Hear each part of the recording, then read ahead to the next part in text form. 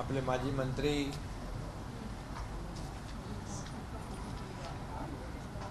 आणि नाशिक जिल्ह्याचे पालकमंत्री देखील होते. किती वेळा? 5 वेळा निवडून आले ते. आणि आपले शिवसेनेचे उपनेते बबनराव घोलप यांचा आज शिवसेनेमध्ये प्रवेश झाला आहे. मी त्यांचं मनापासून स्वागत करतो, त्यांचं मनापासून अभिनंदन करतो. त्याचबरोबर माजी आमदार नांदगावचे संजय पवारजी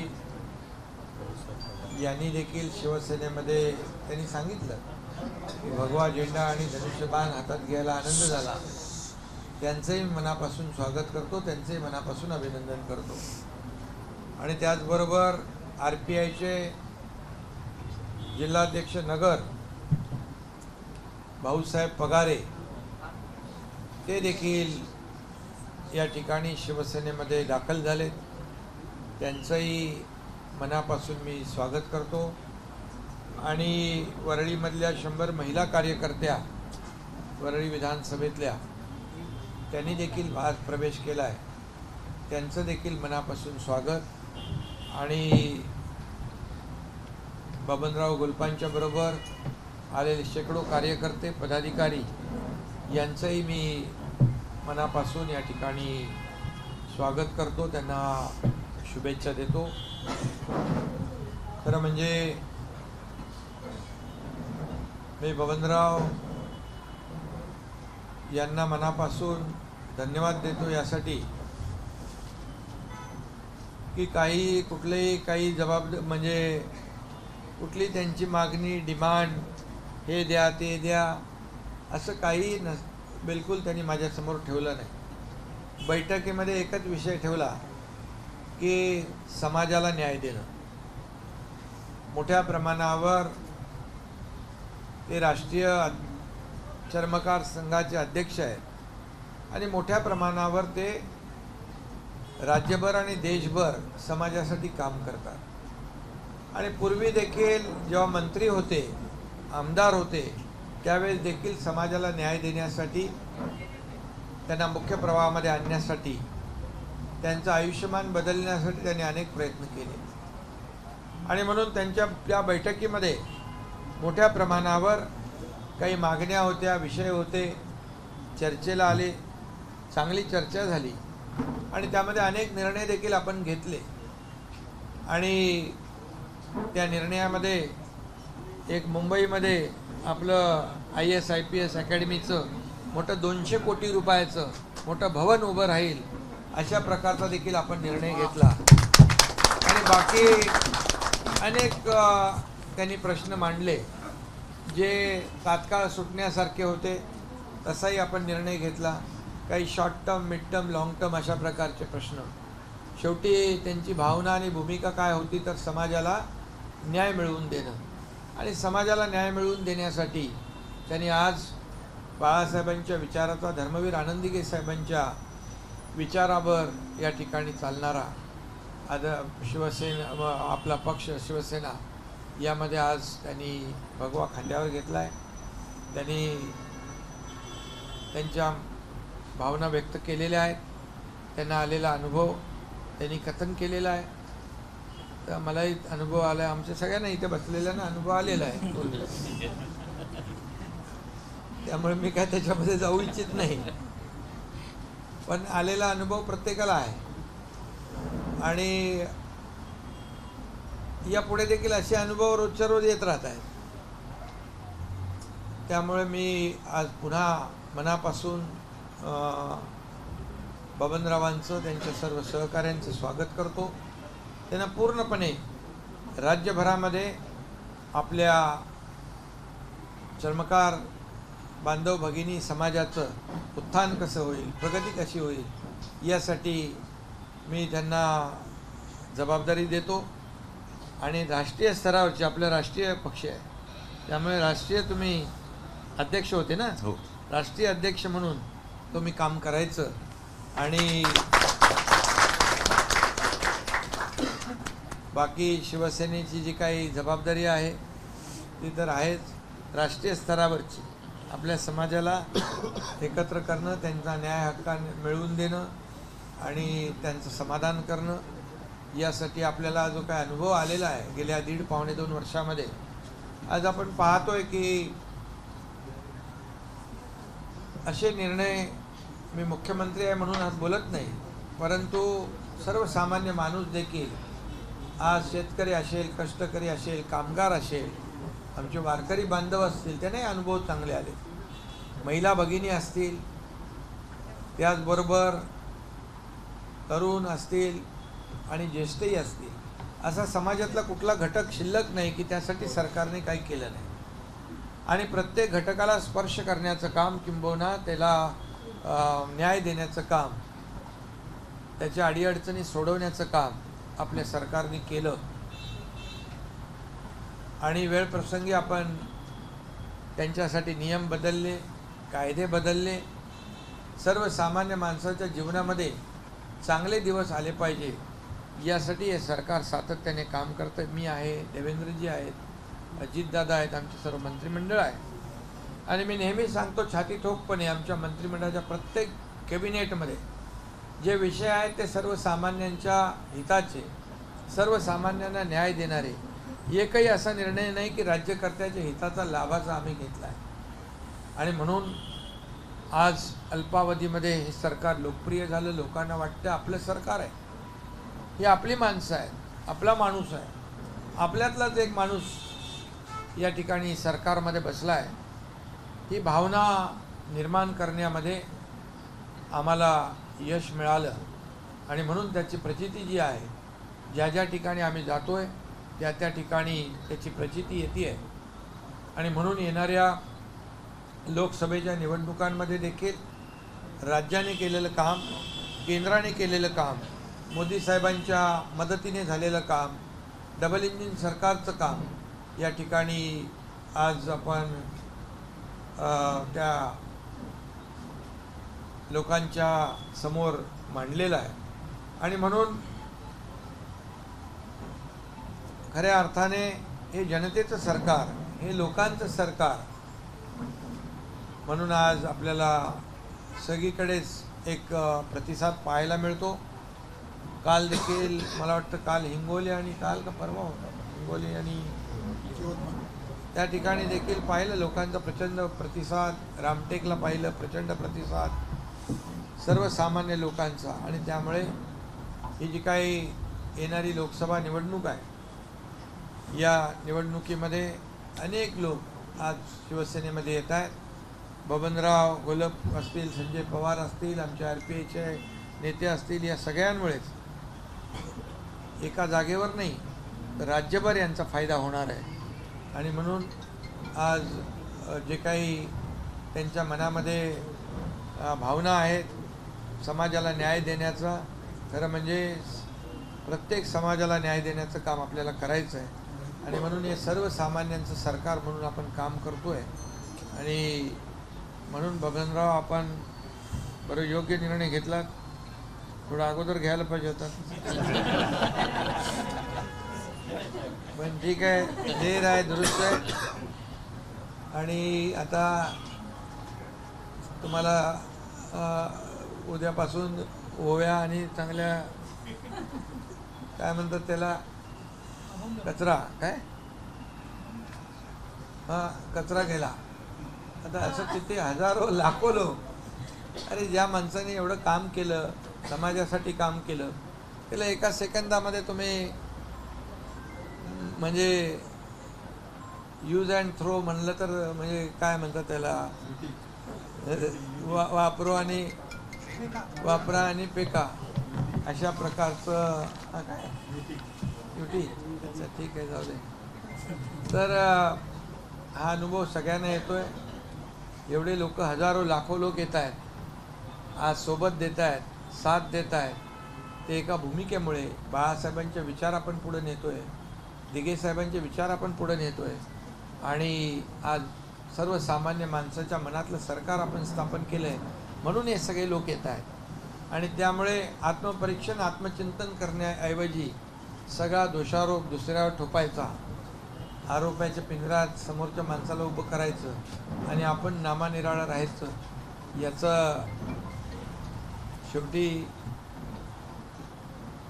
लोक जे आहेत मतपेटीद्वारे आरोप जेवढे करतील तेवढी लोक सोबत येतील. मोदीजींचं पण आपल्याला माहीत आहे, मोदीजींना देखील कुठली ती आघाडी इंडिया काय झालं ते इंडिया अलायन्स, आणि ती पण फुटली, कोण गेले परत, कोण राहिले त्यांच्यामध्ये पण सगळं चालू आहे, त्यात काय मला पडायचं नाही. पण 2014ला देखील असेच एकत्र आले, तेव्हाही त्यांना त्यांची जागा दाखवली जनतेने. 2019ला पण एकत्र आले, नाना आरोप केले, परंतु त्याची तेव्हाही जागा दाखवली. आता 2024ला मला वाटतं आता तर मोदीजींनीच सांगितलं आहे की 400 पार, आणि लोकांनी त्याची गॅरंटी घेतलेली आहे की मोदीजींना पुन्हा एकदा या देशाचे प्रधानमंत्री बनवण्याचा निर्णय घेतलेला आहे. आणि म्हणून एक देश पुढे जातो आहे आणि देशाची प्रगती होते आहे, देश महासत्तेकडे वाटचाल करतो आहे. आणि म्हणून समोर एक मताने प्रधानमंत्रीपदाचा उमेदवारही देऊ शकत नाहीत. त्यामुळे फक्त मोदी द्वेष एवढं त्यांनी पछाडलेले लोक आरोप प्रत्यारोप करून या ठिकाणी लोकांना आवडत नाही. लोक सुज्ञ आहेत. त्यामुळे महाराष्ट्रात देखील राज्यात देखील आज आपण अनेक निर्णय घेतले, त्यामुळे त्यांच्या पायाखालची वाळू सरकली आहे. आणि म्हणून बबनरावांसारखे, संजय पवारांसारखे, आमच्या RPIचे वगारे, हे सगळे असे अनेक लोक आज शिवसेनेमध्ये येत आहेत. त्यांचं मी स्वागत करतोच आहे. आणि आज बाळासाहेबांच्या विचाराची शिवसेना अधिक मजबूत होती आहे, लोकाभिमुख होती आहे, याचा मला आनंद आहे. आणि म्हणून मी पुन्हा एकदा आपलं मनापासून स्वागत करतो. एकदम आपल्याकडून समाजाला न्याय मिळेल अशा प्रकारचा विश्वास व्यक्त करतो आणि आपल्या सगळ्यांना धन्यवाद देतो. खासदार श्रीकांत शिंदे यांची उमेदवारी देवेंद्र फडणवीस यांनी जाहीर केल्यामुळे कुठेतरी महाविकास आघाडीच्या नेत्यांवर टीका होते. एक मिनिट, आता मी आणखी एक सांगतो. एक आमदार राजस्थानचे परवा गेल्या आठवड्यात प्रवेश केला आणि उद्या 2 आणखी आमदार राजस्थानचे आपल्या शिवसेनेमध्ये प्रवेश करणार आहेत. उद्या नाही, आपण परवा आहे ना, उद्या तिकडे. तरी असं राज्याच्या बाहेर देखील आपली चालू आहे खोडदोड.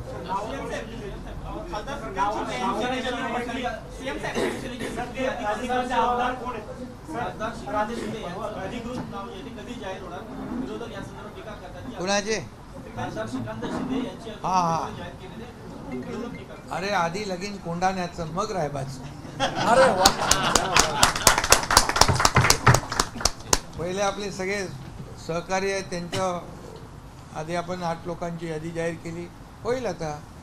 आणि काही काळजी नाही, सगळे शेवटी दुसरे कोण असं तर पहिल्या नंबरला यादीमध्ये नाव असतं.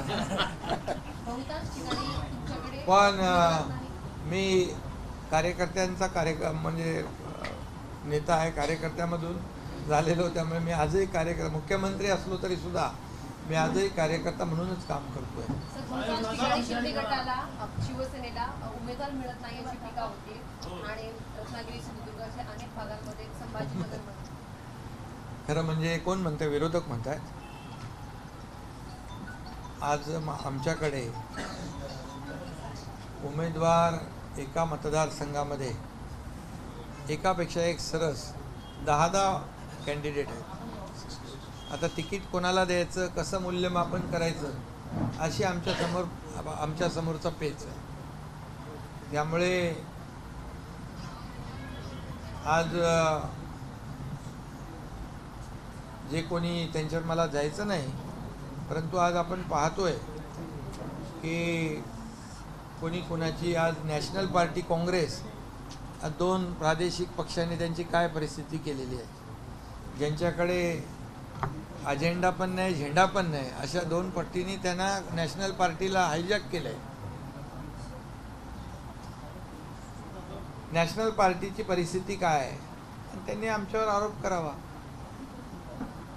आज आमची महायुती जी आहे, ठीक आहे, त्याला काही समीकरणं असतात, इलेक्टिव्ह मेरिट असतं, सगळ्या गोष्टी असतात, पण कुणाला उमेदवारी न देणं आणि कुणाला उमेदवारी देणं, ज्याला उमेदवारी मिळणार नाही त्याचं योग्य सन्मान राखणं, त्याला वाऱ्यावर न सोडणं, त्याचं योग्य पुनर्वसन करणं आणि त्याला सन्मान आणि त्याला खऱ्या अर्थाने न्याय देण्याचं काम शिवसेना नक्की करेल, कुणालाही वाऱ्यावर सोडणार नाही. आज महत्त्वपूर्ण बैठक वर्षापूर्वी पार पडलेली आहे आणि 100% रन रेट ठेवा असं एक आव्हान केलं आहे.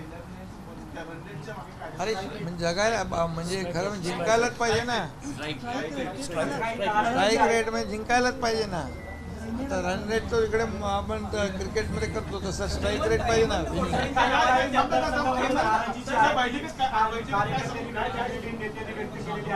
काय काय काही ठिकाणी काही मतदारसंघामध्ये नाराजी जी आहे बैठकीमध्ये नाराजी जी आहे तुमच्या आमदार. अरे बाबा चर्चा होते, चर्चेमध्ये बऱ्या सगळ्या गोष्टी तेवढी तर मोकळीक आम्ही देतो बोलायला आणि सगळ्यांना सोबत घेऊन आम्ही निर्णय घेतो.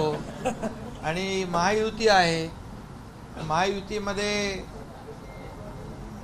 कोणी कोणाची कोंडी करावी, कोणी कोणाला थांबवावं असं आम्ही नाही करत.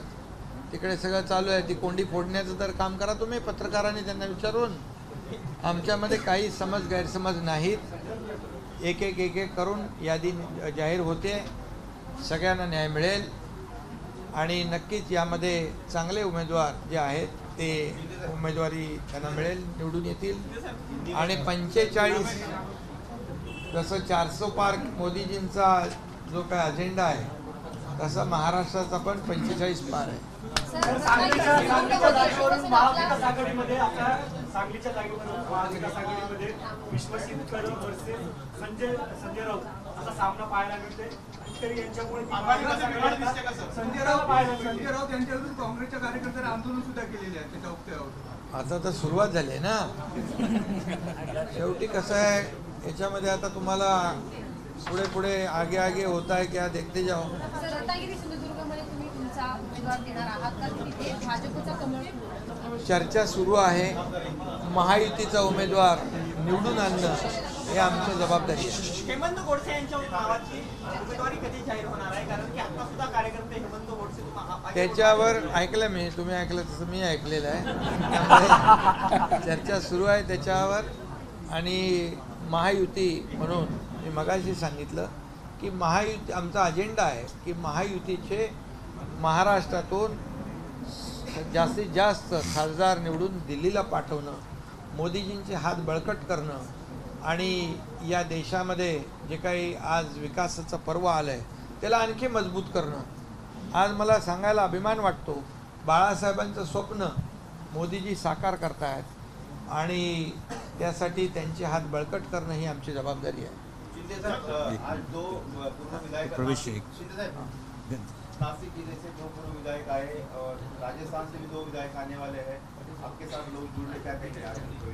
ये मैं बहुत समाधान व्यक्त करता हूँ.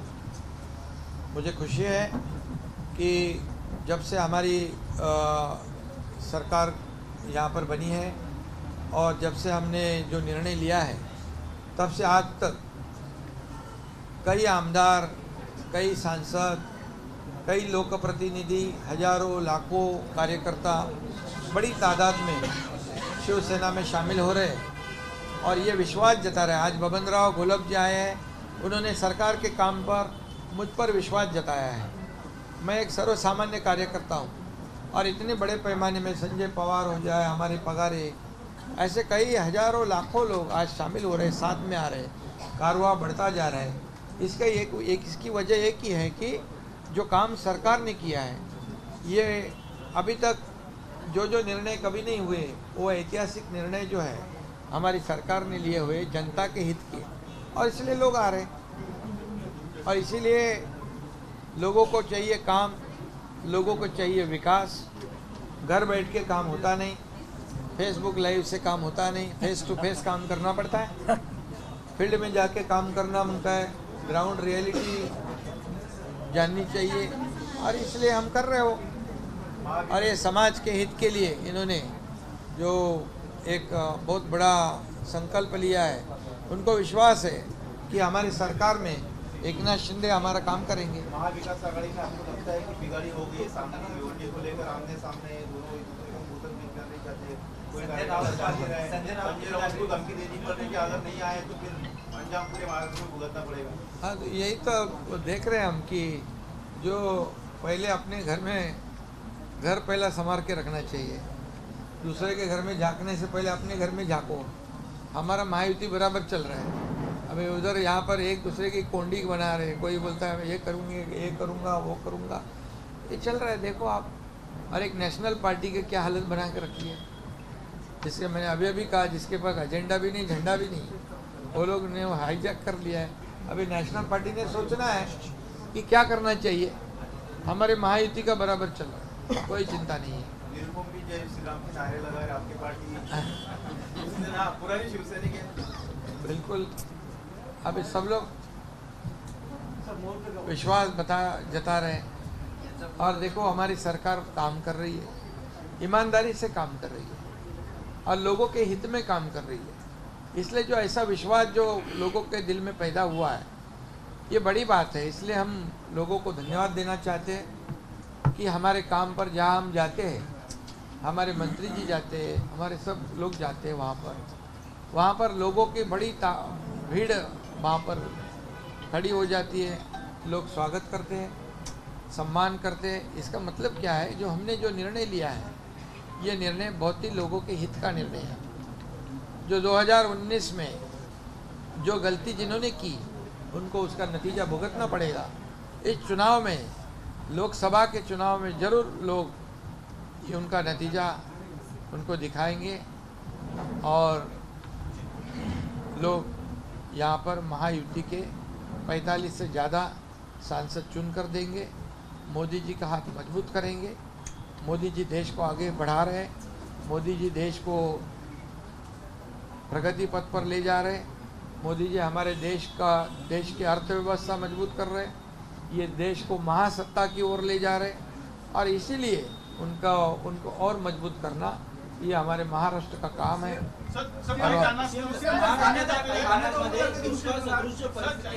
पिण्यासाठी पाण्याची टंचाई आहे, चारा पाण्याचा देखील प्रश्न आहे. मुख्यमंत्री म्हणून प्रशासनाला काय आदेश दिले, लोकसभा निवडणूक आचारसंहितेच्या नियमांची कुठेही बाधा येणार नाही, अडचण येणार, अशा दृष्टिकोनातून काय आदेश? बिलकुल त्याच्यामध्ये आचारसंहितेची बाधा नाही. निवडणुकीचा प्रचार एकीकडे चालू असला तरी सुद्धा मी स्वतः मुख्य सचिव, आमच्या CMOचे अधिकारी आणि संबंधित जिल्हाधिकारी यांना प्राधान्याने शेतकरी जिथे पाणी टंचाई आहे, चारा टंचाई आहे, जिथे रोजगार हमीची कामं आहेत, ही सगळी कामं सुरू राहिली पाहिजे. निवडणुका तर येतात जातात होतात, परंतु शेतकरी कुठेही संकटात येता कामा नये. आणि म्हणून सगळ्यांना, जनावरांना चारा, जनावरांना पाणी टंचाई, जिथे टँकरची आवश्यकता आहे तिथे टँकर, कुठेही तुटवडा भासता कामा नये, यासाठी सर्व यंत्रणा आमची काम करते आहे.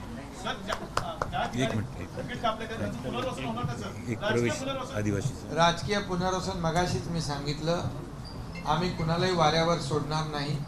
काही गणित समीकरणं असतात, परंतु पुन्हा सगळ्यांचा सन्मान करू आणि शेवटी आपले सगळे सहकारी आहेत. धन्यवाद. ABP माझा, उघडा डोळे बघा नीट.